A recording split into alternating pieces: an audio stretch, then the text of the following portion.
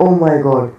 मुझे लगा था कि वो ज़मीन पर बैठी हुई थी, लेकिन उसे देखने पर पता चला कि उसके शरीर का निचला हिस्सा नहीं था और वो अपने हाथों के बल खड़ी थी।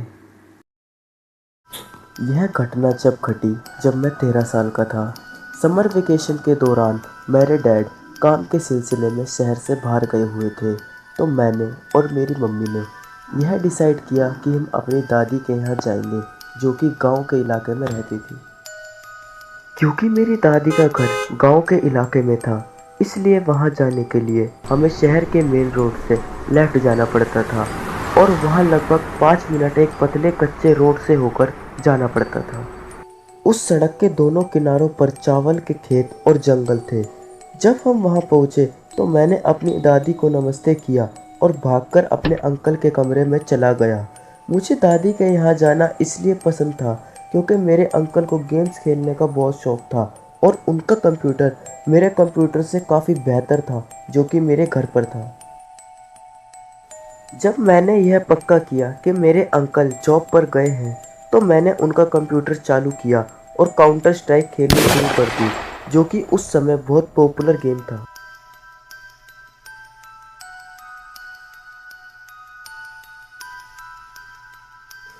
मेरी दादी ने अंकल से उन सबको शॉपिंग के लिए ग्रोसरी शॉप में ले जाने के लिए कहा, क्योंकि उस समय मेरी मम्मी, मेरी आंटी और दादी साथ में थे।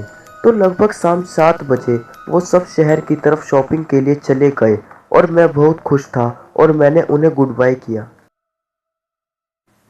मैं उनके साथ इसलिए नहीं गया क्योंकि मैं गेम्स खेलना चाहता था।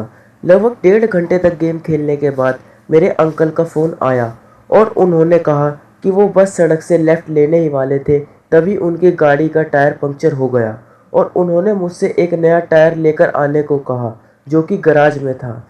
जैसा कि मैंने पहले बताया था कि सड़क से लेफ़्ट टर्न लेने के बाद मेरी दादी के घर तक आने के लिए लगभग 10 मिनट लगते हैं, लेकिन बिना गाड़ी के लगभग 20 से 30 मिनट लग जाते हैं।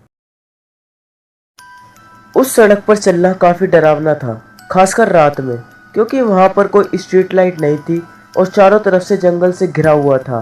तब लगभग 9 बज रहे थे और वहाँ पर जल्दी ही अंधेरा हो जाता है, क्योंकि वो गांव के इलाके में आता है। और मैं डरा हुआ था, लेकिन मैं यह नहीं चाहता था कि कोई मुझे डरपोक समझे, इसलिए मैंने जाना डिसाइड किया।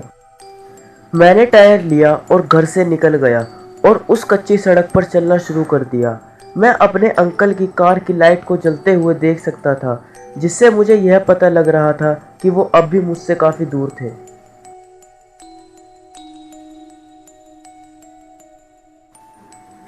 मुझे यह देखकर थोड़ा रिलीफ मिला कि मेरी फैमिली रोड के दूसरे किनारे पर थी, लेकिन रात बहुत अंधेरी थी, जिसने मेरे डर को बढ़ा दिया। आप जानते हैं, जब आप अंधेरे में चलते हैं तो आपकी आंखें खुद एडजस्ट हो जाती हैं, जिससे आप धुंधली आकृतियां देखना शुरू कर देते हैं। मुझे ऐसा लगा कि खेतों में कोई खड़ा है और कोई झाड़ियों के पास बैठा है और मेरी तरफ देख रहा है। यह देखकर मैं पसीनों से भीग गया और हिम्मत करके आगे चलता गया। इतनी अंधेरी रात में यह सब कुछ बहुत डरावना था। लगभग 20 मिनट चलने के बाद मैंने अपने अंकल की कार की तरफ देखा, तो मुझे लगा कि मैं बस पहुंचने वाला हूँ। मैं खुश हो गया और टायर को और तेजी से धकेलने लगा, लेकिन तभी मैंने अपने सामने कुछ देखा। मुझे पक्का तो नहीं पता था कि वो क्या था, क्योंकि वो अब भी मुझसे थोड़ा दूर था, लेकिन वहाँ ज़रूर कुछ था।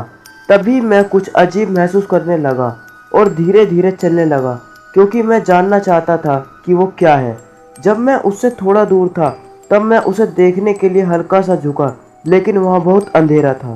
मैं बहुत डर गया था, लेकिन फिर भी चलता जा रहा था, यह सोचते हुए कि मुझे कुछ नहीं होगा, क्योंकि मेरी अंकल और फैमिली बस मुझसे लगभग 300 मीटर ही दूर है।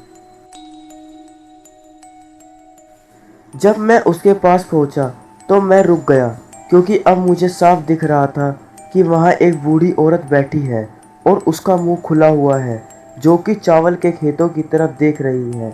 मैं सिर्फ उसके चेहरे की एक ही साइड देख पा रहा था।